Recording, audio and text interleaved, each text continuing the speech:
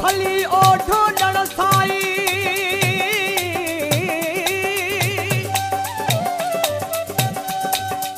मुंज भली ओ ढोलण साई परस गिरे आमी बल इंतजार हो सी दिन आमण दा बैठा राह तके सा पल पल मता यार बही तू आलमानी असगर को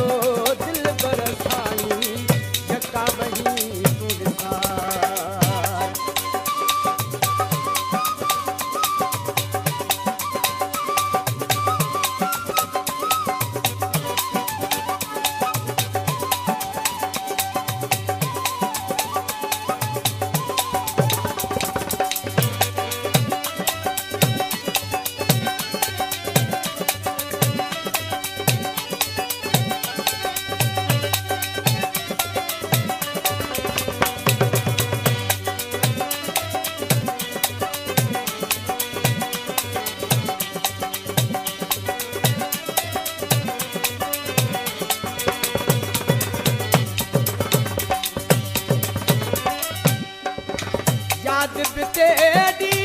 कान बिसरती साल बराबर दी गुजरती